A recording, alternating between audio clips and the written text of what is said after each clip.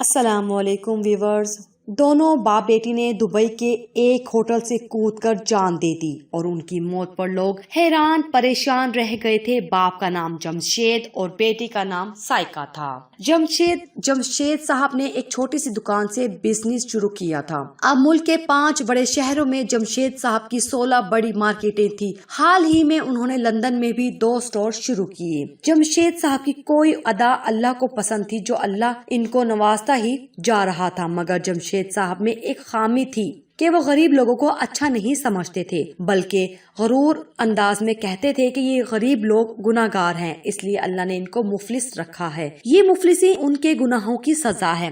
جمشید صاحب کی شادی اپنی خالہ زاد جبین سے ہوئی۔ جبی والدین کی اکلوتی اولاد تھی اور فقط 1 سال کی باب مشکل تھی جب یتیم ہو گئی تھی۔ جبی کی ماں نے اپنی بڑی بہن یعنی جمشید کی ماں اور دوسرے لوگوں کی طرف سے ملنے والے صدقہ خیرات کے پیسوں سے جبی کی پرورش کی تھی۔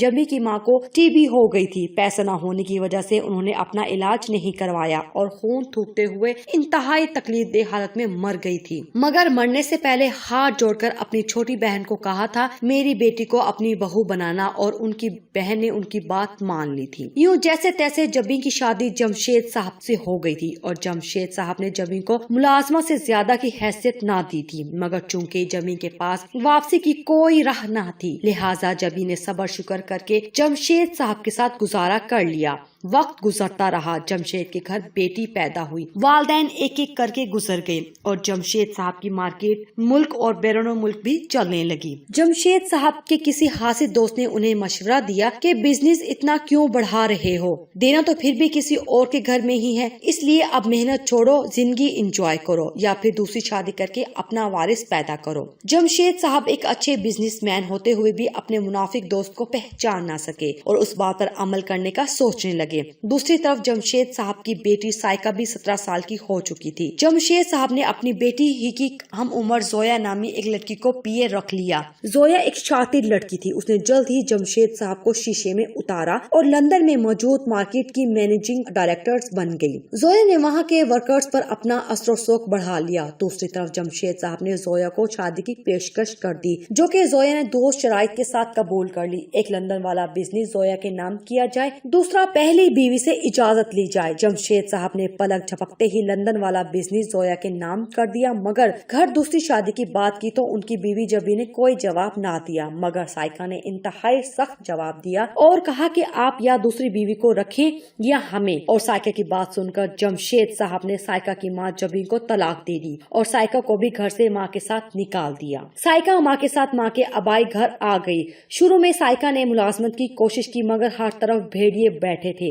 ہفتے 2 ہفتے بعد ہر کوئی جسم کی ڈیمانڈ کر دیتا۔ سائقہ نے وہ سب چھوڑ کر اکیڈمی پڑھانا شروع کر دی۔ ادھر پہلی بیوی سے طلاق ہونے کے بعد زویا نے پاکستان والے کاروبار میں سے بھی آدھا اپنے نام کروانے کے بعد جمشید صاحب سے نکاح کر لیا اور نکاح کے بعد باقی کا آدھا کاروبار بھی اپنے نام کروا لیا۔ اب زویا ہر چیز کی مالک بن گئی تو اس نے جمشید صاحب سے طلاق لے کر لندن میں ایک دوست سے شادی کر لی اور جمشید صاحب نے بینک میں موجود رقم سے شراب اور جسم خرید کر غم غلط کرنا شروع کر دیا۔